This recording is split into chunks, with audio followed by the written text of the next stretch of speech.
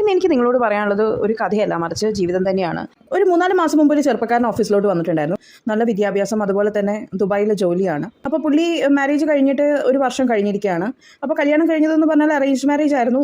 കല്യാണം കഴിയാൻ നേരത്തെ എല്ലാവരും തന്നെ നല്ല ചേർച്ചയാണ് എന്നൊക്കെ പറഞ്ഞ് ജാതകപ്പൊരുത്തം കാര്യങ്ങളും എല്ലാം നോക്കിയിട്ട് നടത്തിയൊരു വിവാഹമായിരുന്നു. തുടക്ക നാളുകളിൽ ഇവർ തമ്മിൽ ഒരു അകൽച്ചയുണ്ടായിരുന്നു. ഫോൺ വിളിക്കുമ്പോൾ ഈ കുട്ടി അധികം സംസാരിക്കാറൊന്നും ഉണ്ടായിരുന്നില്ല. കല്യാണത്തിന് മുമ്പ് ഒരു ഫോർമൽ സംസാരം മാത്രമേ ഉണ്ടായിരുന്നുള്ളൂ. അപ്പം ഈ പെൺകുട്ടി നാണമായിട്ടായിരിക്കും എന്നൊക്കെയാണ് ഈ ചെറുപ്പക്കാരൻ വിചാരിച്ചുകൊണ്ടിരുന്നത്. കല്യാണം കഴിഞ്ഞപ്പോഴും ആ ഒരു രീതി തന്നെയായിരുന്നു. ആ ഒരു അറ്റാച്ച്മെന്റ് വരുന്നുണ്ടായിരുന്നില്ല. പെൺകുട്ടി ഓരോ ദിവസം ഓരോ കാരണം പറഞ്ഞ് ഒഴിഞ്ഞു മാറുകയായിരുന്നു ഉണ്ടായിരുന്നത്. റൂമിൽ നിന്ന് പുറത്തിറങ്ങി ആളുകളുടെ അടുത്തൊക്കെ നല്ല രീതിയിൽ സംസാരിക്കുകയും പെരുമാറുകയൊക്കെ ചെയ്യുന്ന പെൺകുട്ടി റൂമിൽ എത്തിക്കഴിഞ്ഞാൽ ഈ ചെറുപ്പക്കാരൻ്റെ അടുത്ത് ഭയങ്കര സൈലന്റ് ആയിട്ടുള്ള ഒരു രീതിയും അധികം അകൽച്ച കാണിക്കുന്ന ഒരു രീതിയൊക്കെ ആയിരുന്നു. ഇയാൾക്ക് അന്നേരത്തേക്ക് തിരിച്ചു പോകേണ്ട സമയമായി. അപ്പം എല്ലാം റെഡി ആയിക്കോളും എന്ന് വിചാരിച്ച് ഇയാൾ നാട്ടിൽ നിന്ന് പോവാണ്. ഏകദേശം തിരിച്ച് ഇതിൻ്റെ ഇടയിൽ ഫോൺ കോളോ കാര്യങ്ങളൊക്കെ ഉണ്ട്. പക്ഷെ അതൊരു ഫോർമൽ രീതിയിൽ മാത്രമാണ്. ഒരു റിലേഷൻഷിപ്പ് നല്ല രീതിയിൽ ബിൽഡ് ആവുന്നൊന്നും ഉണ്ടായിരുന്നില്ല. അപ്പം ഈ പുള്ളി വിചാരിച്ചത് നാട്ടിൽ വരുമ്പോഴത്തേക്കും എല്ലാം ശരിയാവും, ഇല്ലെങ്കിൽ വേണമെങ്കിൽ ഒരു കൗൺസിലിങ്ങിന് പോകാം എന്നുള്ള രീതിയിലൊക്കെയാണ്. കുറേ അടുത്ത് സംസാരിക്കാനൊക്കെ ശ്രമിച്ചു. അപ്പം ഇയാൾ വിചാരിച്ചിരുന്നത് ഈ പെൺകുട്ടിയുടെ പ്രകൃതം ഇങ്ങനെയായിട്ടായിരിക്കാം എന്നാണ്. നാട്ടിലെത്താനായപ്പോഴത്തേക്ക് ഈ പെൺകുട്ടി എന്ത് ചെയ്തു വെച്ചാൽ ഈ പെൺകുട്ടിയുടെ കാമുകൻ്റെ കൂടെ ഒളിച്ചോടി പോവുകയാണ് ഉണ്ടായത്. അപ്പോൾ ഇത്രയും പ്രതീക്ഷയോടെ ഈ ചെറുപ്പക്കാരൻ നിന്നിരുന്നത് ഈ പെൺകുട്ടിയുടെ കൂടെ നല്ലൊരു ലൈഫിന് വേണ്ടിയിട്ടാണ്. ഈ പെൺകുട്ടി പറയുന്ന റീസൺ എന്താണെന്ന് വെച്ചാൽ എത്ര വർഷമായിട്ട് ഈ കാമുകനുമായിട്ട് പ്രണയത്തിലായിരുന്നു എന്നാണ്. വീട്ടുകാരെ സമ്മതിക്കാത്തത് കൊണ്ട് ഈ ചെറുപ്പക്കാരനെ കല്യാണം കഴിച്ചതാണ്. ആക്ച്വലി ഈ പുള്ളി ഭയങ്കര വിഷമത്തിലായിരുന്നു. കാരണം നാട്ടുകാരെ ഫേസ് ചെയ്യേണ്ടതും അതുപോലെ തന്നെ ഫ്രണ്ട്സിനെയും ഫാമിലിനെയൊക്കെ ഫേസ് ചെയ്യാനുള്ള ബുദ്ധിമുട്ട് കാര്യങ്ങളൊക്കെ ഉണ്ട്. അപ്പോൾ അങ്ങനെ നിയമപരമായിട്ട് മുമ്പോട്ട് പോകാൻ വേണ്ടിയിട്ടാണ് ഈ പുള്ളി എൻ്റെ അടുത്തേക്ക് വന്നിരുന്നത്.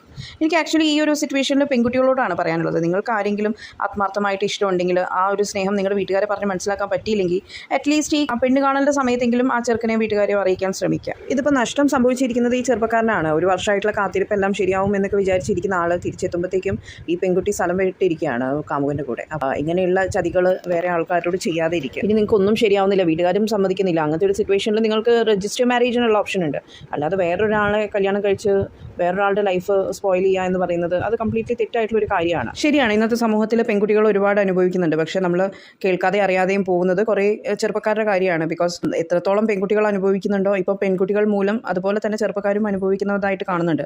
ഇപ്പോൾ കല്യാണം കഴിക്കാത്തവരായാലും ശരി, കല്യാണം കഴിച്ചവരായാലും ശരി, നല്ല രീതിയിലുള്ള പ്രശ്നങ്ങളും പ്രഷറും കാര്യങ്ങളും എല്ലാം നേരിടുന്നുണ്ട്. ഞാനിപ്പം ഈ ഒരു ചെറുപ്പക്കാരൻ്റെ കാര്യം നിങ്ങളുടെ അടുത്ത് പറയാനുള്ള കാര്യം എന്താണെന്ന് വെച്ചാൽ, കഴിഞ്ഞ ദിവസം വീണ്ടും ഇതുപോലെ ഒരു സിറ്റുവേഷൻ ഫേസ് ചെയ്ത ഒരു ചെറുപ്പക്കാരൻ എൻ്റെ അടുത്ത് എത്തിയിട്ടുണ്ടായിരുന്നു. അപ്പം ആദ്യത്തെ സിറ്റുവേഷനിലുണ്ടായ ചെറുപ്പക്കാരൻ എന്ന് പറയുമ്പോഴത്തേക്കും പുള്ളിക്ക് മ്യൂച്വൽ ഡിവോഴ്സുമായിട്ട് മുമ്പോട്ട് പോവുകയാണ് ചെയ്തത്. പറയുമ്പോൾ ആളുകൾ മാറുന്നുണ്ട്, റിലീജിയൻ മാറുന്നുണ്ട്, പക്ഷേ എല്ലാവരും അനുഭവിക്കുന്നത് ഒരേ സിറ്റുവേഷനും ഒരേ വേദനകളും തന്നെയാണ്. പറയുമ്പോഴേക്കും ഇങ്ങനെയുള്ള സിറ്റുവേഷൻസ് ഒക്കെ ഫേസ് ചെയ്ത ഒരു ചെറുപ്പക്കാരൻ നമ്മുടെ മുമ്പിൽ വന്നിരുന്ന് കരയുമ്പോൾ അതുപോലെ വിഷമിച്ചിരിക്കുമ്പോൾ നമ്മൾക്കൊന്നും പറഞ്ഞ് സമാധാനിക്കാൻ പറ്റിക്കൊള്ളണമെന്നില്ല. ബിക്കോസ് അവരുടെ വേദന അവർക്ക് മാത്രമാണ് മനസ്സിലാവുക. അവർ സമൂഹത്തിൽ നേരിടേണ്ടി വരുന്ന പ്രയാസങ്ങളും അത്രത്തോളം വലുത് തന്നെയാണ്.